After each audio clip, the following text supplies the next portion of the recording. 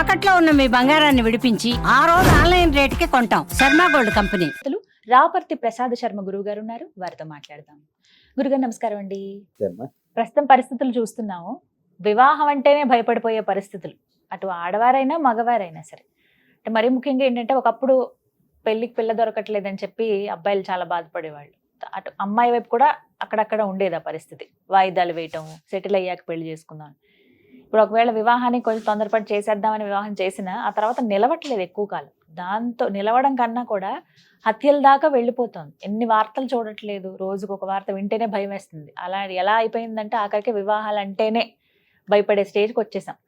అసలు ఎలా జరిగింది, ఇలా ఊహించుకోలేనట్టుగా జరుగుతున్నాయి అన్ని కూడా. ఇలా కూడా జరుగుతుందా అని మనమే అవక్కయ్యేలాగా. అసలు ఎందుకు ఇలా జరుగుతాయండి? ఇది ఓం శ్రీ గురుభ్యో నమః. హరి ఓం శ్రీ మహాగణాధిపతయే నమః. ముందుగా మనం దీంట్లో తెలుసుకోవాల్సింది ఏంటంటే, శుక్రుడు సంసారకారకుడు. ఏమా సంసారంలో విభేదాలు రావడం వల్ల దానికి, ఆ తర్వాత మనం కూడా శుక్రుడు పిల్లవాడికి బాగోలేదు, లేదా అమ్మాయికి బాగోలేదు, ఎలా ఉందో ఏంటో అని మనం కనిపెట్టట్లేదు. అంటే బిజీ, ఎవరి సంసార విషయం వాళ్ళది, కష్టం వాళ్ళ గొడవల్లో వాళ్ళు పడిపోతున్నారు. అది అలా పక్క పెడితే శని మహర్దశ కానీ రాహు మహర్దశ కానీ ఉంటే కనుక తప్పనిసరిగా మనకి ఈ యొక్క గ్రహస్థితిలో క్రోధాలు, గొడవలు, ఇబ్బందులు, స్టేషన్లు ఇవన్నీ కూడా జరుగుతాయి అన్నమాట. పూర్తిగా మనిషిని అంటే అమ్మా, నేను ఒక విషయం, ఈ రోజున ఎలా ఉందంటే, నాకు ఆ 100 కావాలంతే, నీ దగ్గర ఉన్న 100 కావాలి, నువ్వు పోతే నాకే, ఇంకోటి అయితే నాకే, ఇంకోటి అయితే నాకే. ఆ విధంగా మనిషి యొక్క క్రోధం ఎక్కువైపోయింది. అంటే ఆలోచన శక్తి తగ్గిపోయింది. మనకి ఈ దేనికి కూడా, ఈ యొక్క జీవరాశులకి ఎవరికి కూడా ఆలోచన శక్తి అనేది దేనికి ఇవ్వలేదు. మనుషులకు మాత్రమే ఆలోచన శక్తి ఇచ్చారు. అలాగే మనం నడిచే నడవడిక ఏమిటి, మన ప్రవర్తన ఎలా ఉంటుంది ఏమిటన్నది అన్నీ కూడా తెలియజేసేది ఏంటయ్యా అంటే మానవ జన్మ. ఎన్నో జన్మలు పుణ్యం చేసుకుంటే కానీ మానవ జన్మ ఎత్తలేము. ఈ యొక్క మానవ జన్మలో మనం చేసేది ఏమిటయ్యా అంటే కలి ప్రభావం. ఇదంతా కూడా కలియుగంలో, అంటే ఒక టీవీ సీరియల్ చూసుకోండి, లేదా ఒక సినిమాయే చూసుకోండి, ఏదైనా సరే మనం ఇదివరకు సినిమా ఏదైనా చూస్తే కనుక దాంట్లో మంచి చూసి ఇంటికి మంచి తెచ్చుకునేవారు. ఈ రోజున చెడు చూసి చెడు తెస్తున్నారు ఇంటికి. ఒక డైలాగ్ ఏదైనా హీరో చెప్పాడురా అంటే అదే డైలాగ్ ఇంటికి వచ్చి నరికేస్తా, అది నరికేస్తా అన్న డైలాగ్ అంటే అది నరికేస్తాను అదే డైలాగ్ పట్టుకుంటున్నారు. ఆడ అక్కడ దేనికన్నాడా అన్న విధానంలో లేదు. ఆ తర్వాత చూస్తే కనుక మనం కూడా పిల్లల్ని ఏం చేస్తున్నారో ఏంటని ఒక గంట కనిపెట్టడానికి మనకు టైం లేక మనం కనిపెట్టట్లేదు. ఎవరికి వాళ్ళు బిజీ అయిపోయి. ఇంకోటి ఏంటంటే తల్లిదండ్రులు కూడా చెప్పే విధానం కూడా పిల్లలకి నేర్పడం లేదు. మొన్న ఎవరో కానీ ఇలాగే హైదరాబాద్లో ఏదో జరిగిందట, ఆ తరగడా వేసి తల్లిని కూతురే చంపేసింది. ఎందుకయ్యా అంటే ఎవరినో ప్రేమించానో అక్కడికి వెళ్ళొద్దన్నదని చంపేసింది. కూడా కుర్రాన్ని తీసుకుని వచ్చి ఇద్దరు కలిపి. పోనీ ఆ అమ్మాయికి తీరా చూస్తే అంతా 16 ఏళ్ళు కూడా ఉండవు ఏమ్మా.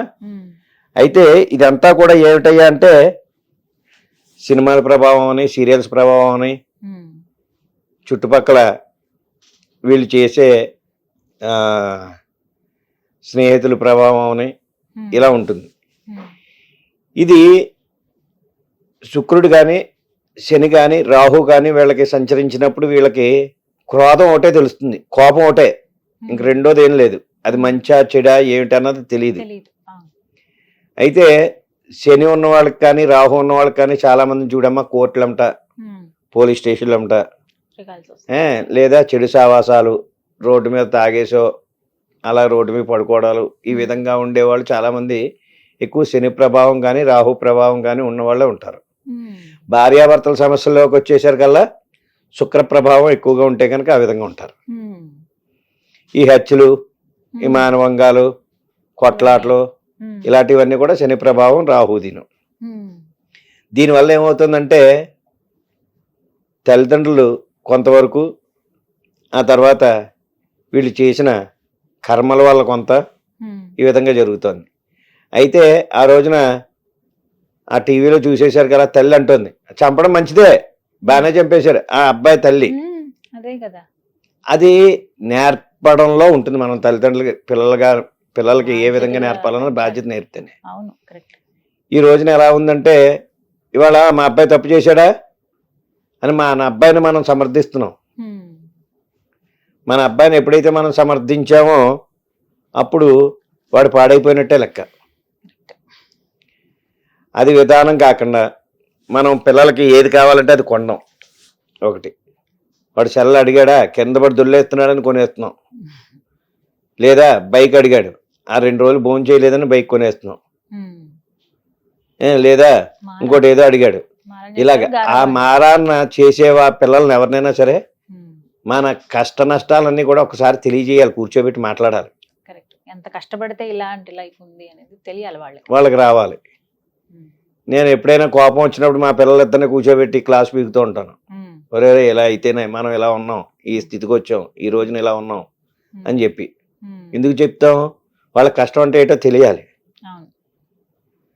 అంతలాగా పిల్లల్ని మనం జాగ్రత్తగా పెంచడంలో కూడా ఉంది. ఉమ్, ఇదే విధంలో శుక్రుడు కానీ, రాహు కానీ, శని కానీ వీళ్ళకి సంచరించినప్పుడు చూపించుకుని ఉమ్, పిల్లల మనస్తత్వం ఎలా ఉంది ఏంటని చూసుకుని ఉమ్, వాళ్ళకి చేస్తే కనుక వాటికి పరిహారాలు చేయించుకుంటే కనుక చాలా బాగుంటుంది. ఉమ్. కానీ ఈ అప్పటికే క్రోధం చాలా మందికి ఈ క్రోధం అనేది అన్యాయం తగ్గాలి జరిగిపోతుంది. ఉమ్, పిల్లలకి. ఉమ్, కలి ప్రభావం అనేసి ఎందుకంటున్నానంటే ఉమ్, ఉండి కొలిది అమ్మ, ఉమ్, మంచి తగ్గిపోతుంది, అవును. చెడు ఎక్కువ అవుతుంది. ఉమ్, ప్రభావం. చెడు ప్రభావం ఉండి కొలిది కూడా మనం అనుకుంటూ ఉంటాం, అబ్బాయి నిన్నటిదాకా అలా తిరిగేవాడు రా, ఆడు ఇప్పుడు కోటీశ్వరుడు అయిపోయాడు, ఉమ్, మనం కూడా అలా తిరిగితే మనకు కూడా కోటీశ్వరుడు అలా ఎప్పుడూ కూడా ఉండదు. వాడు అయ్యాడనేసి మనం అవ్వలేం. ఆ, అలా కలి ప్రభావం ఏం చేస్తుందంటే మంచి కన్నా చెడు ఎక్కువ స్వీకరించి ఉమ్, చెడునే దృష్టిలో ఉంచుతుంది. అలాగే పిల్లల్లో విషయంలోకి వచ్చేసరికల్లా మనం ఎంత జాగ్రత్తగా ఉంటే అంత మంచిది వాళ్ళకి. ఉమ్, ఇవన్నీ కూడా పోవాలంటే వీళ్ళకి శని, రాహు, ఉమ్, శుక్రుడు ఉమ్, ఇవి 3 కూడా నీచ స్థితిలో ఉన్నారేమో చూపించుకోవాలి పిల్లలకి. ఉమ్, అది కాకుండా ఈ రోజున పంచాంగ ప్రకారం ఉమ్, శని బలానా వాళ్ళకు ఉంది, ఉమ్, ఇవి బలానా వాళ్ళకు ఉందని బోల్డెన్ నాటిలో ప్రతిదీ చెప్తూనే ఉంటున్నారు. అవును. అప్పుడైనా సరే తల్లిదండ్రులు కొంచెం శ్రద్ధ తీసుకుని ఉమ్, మా అబ్బాయి నక్షత్రం ఇది, ఏ జాగ్రత్తలు తీసుకోవాలని ఆ దగ్గరలో ఉన్న బ్రాహ్మణులు ఎవరినైనా అడిగి ఉమ్, తెలుసుకుంటే కనుక ఉమ్, ఇవి ఇలాంటివన్నీ కొంతవరకు నివారణ చేయొచ్చు. ఉమ్, ఎంతవరకు అంటే గురుస్థానం 1 పాయింట్ అయితే తల్లిదండ్రుల స్థానం 3 పాయింట్లు, బా. ఉమ్, అలాగే కూడా ఉన్న స్నేహితుడిది 1 పాయింట్, ఉమ్, మొత్తం 5 పాయింట్లు దీనికి. ఉమ్, వీళ్ళందరూ కూడా జాగ్రత్తగా ఉంటే కనుక ఒక కుర్రాన్ని మార్చొచ్చు. ఓ, ఉమ్, ఒక అమ్మాయి అవని అబ్బాయి అవని ఎవరవని ఎవరైనా. వాళ్ళ జాగ్రత్తలో.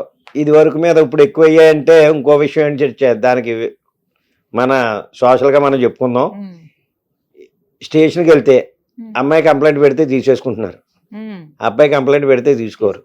ఉమ్, అది కూడా ఈ అమ్మాయిలు కూడా ఉమ్, వాడు నిజంగా పట్టుకున్నా పట్టుకోపోయినా నా చేయి పట్టుకున్నాడని కేసెట్టి వాళ్ళు బోళ్ళంతమంది ఉన్నారు. అవును. చూస్తున్నాం కదండి అది కూడా. చాలా మంది ఉమ్, చాలా ఇబ్బందులు పడుతున్నారు. మొన్న బెంగళూరులో ఎవరో ఒక అబ్బాయి సూసైడ్ నోట్ రాశాడు. ఉమ్, రాసి దాంట్లో ఒక 20 పేజీలు లెటర్ రాసి చనిపోయాడు అతను. ఉమ్, ఏంటంటే నేను వెళ్ళి కంప్లైంట్ ఇస్తున్నా సరే తీసుకోవట్లేదు, నా భార్య ఏది చెప్తే అది విని ఓ, నన్ను ఇబ్బందులు పెడుతున్నారు, కోర్టుల చుట్టూ తిప్పుతున్నారు, ఉమ్, అస్తమాటికి నన్ను ఇబ్బంది పెడుతున్న నా భార్య అని చెప్పి అతను చనిపోయాడు. ఉమ్, ఇప్పుడు ఇది వరకు ఉన్న స్థానం ఎప్పుడు కూడా ఆడపిల్లకి స్థానం అన్నది ఎక్కడ మారలేదు. ఉమ్, పూర్వం నుంచి కూడా ఆదిశక్తి అన్నారు కానీ ఉమ్, ఆదిశక్తుడు అని అనలేదు. అవును.